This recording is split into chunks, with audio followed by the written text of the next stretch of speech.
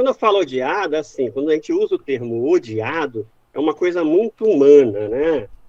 Não existe isso no meio das abelhas. Todas elas têm uma função. Então, entre os meliponicultores, por exemplo, a mais odiada, sim, entre aspas, é a abelha-limão, que é uma abelha predadora, ela não produz, ela vive de saquear outras espécies, né? E a função dela na natureza, como predador, é a da pressão evolutiva. Sem esse agente de pressão, as abelhas estagnariam em seu processo evolutivo, né?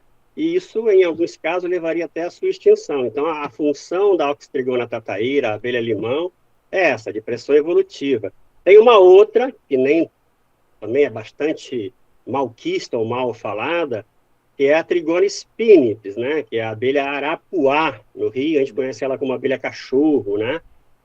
Porque ela tem o hábito, né, de roer flores, roer brotações. Então, ela adora rosa, ela adora a rosa do deserto, ela adora hibisco, né? Ela adora um monte de plantas que a gente, se não entender essa lógica, realmente fala mal.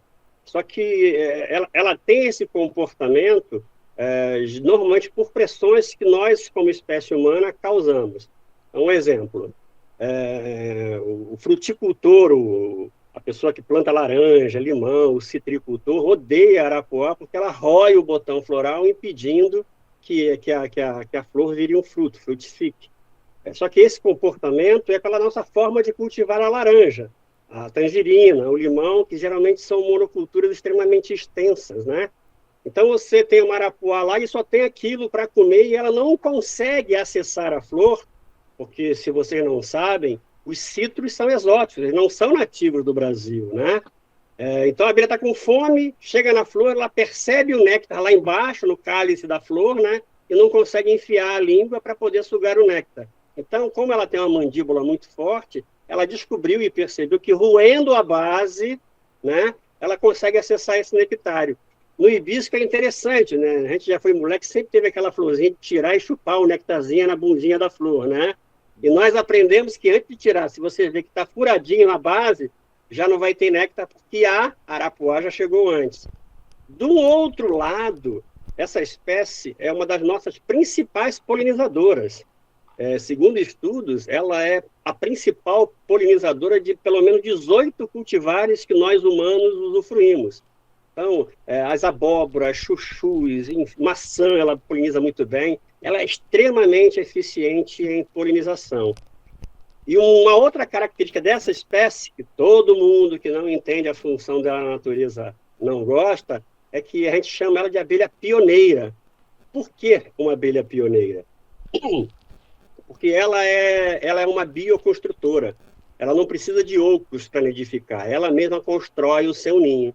Então, em uma área de recuperação ambiental que nós destruímos no passado e agora estamos replantando, quando nós plantamos aquelas mudas com um caule de 5 centímetros, aquela espécie, dependendo da espécie, vai levar 10 anos, 15 anos, 20 anos para gerar um oco para receber um enxame naquele local. Como a arapuá ela não precisa de oco, ela é uma das primeiras espécies que chega no local e começa a visitar aquelas flores, daquela floresta em formação, né? E nós também tem estudo sobre isso, que afirma que a planta, quando percebe a presença do polinizador, né, nesse caso a arapuá, a abelha, a planta é estimulada a produzir mais flores. Uhum. E se você tem mais flores, você vai ter mais sementes.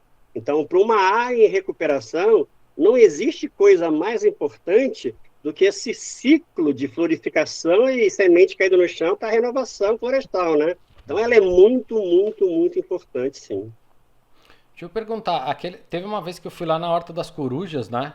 Tava com o Gerson lá e ele foi me mostrar lá ali por trás do muro que tinha ali, e acho que era a abelha limão que tinha ali, que era uma abelha Na, assim bem na Horta das agressiva. Corujas nunca teve limão. Ali tinha a boca de sapo na parede, né? Isso, na E parede. tinha também ali na Horta das Corujas, na Praça das Corujas, tem bastante tubuna, que é esse Eu não lembro qual Cactotrigona. que era, mas eu lembro que você falou assim, você mostrou várias abelhas pra mim, né? Várias, várias. Inclusive quem não conhece aí, eu recomendo que vá na Horta das Corujas pra conhecer, porque é um lugar muito bacana, tá? E fica lá em São Paulo, na Zona Sul.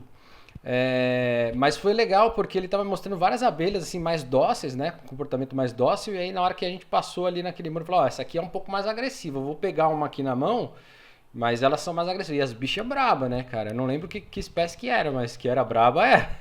Era a tubuna, com certeza era a tubuna, né? Isso aí também é outra lenda, né? Que todo mundo vê aquela abelha pretinha enrolando no cabelo e mordendo, todo mundo fala que é arapuá. E quase nunca é arapuá, porque a abelha pretinha que enrola no cabelo são dezenas de espécies diferentes, E né? elas E a pegam mesmo, tubu... enrola e fica dentro do cabelo mesmo, né? e isso tem até uma explicação biológica, né? Esse comportamento defensivo de enrolar em pelos é que, em nenhum ambiente natural, os principais predadores dessas espécies que enrolam em pelos são pequenos mamíferos, né? Que Mamíferos. têm o corpo coberto de pelo, né? Então, pequenos macacos, micos, coatis, gambás, né? Então, elas se defendem dessa forma. Em vez de inocular, elas vêm em grande número enrolando no pelo, entrando no nariz, entrando no ouvido. E eu garanto a vocês que esse comportamento ele é muito mais eficiente que o da picada. Porque causa um incômodo muito grande, né? Um desespero, né? Dá um Exatamente desespero. isso.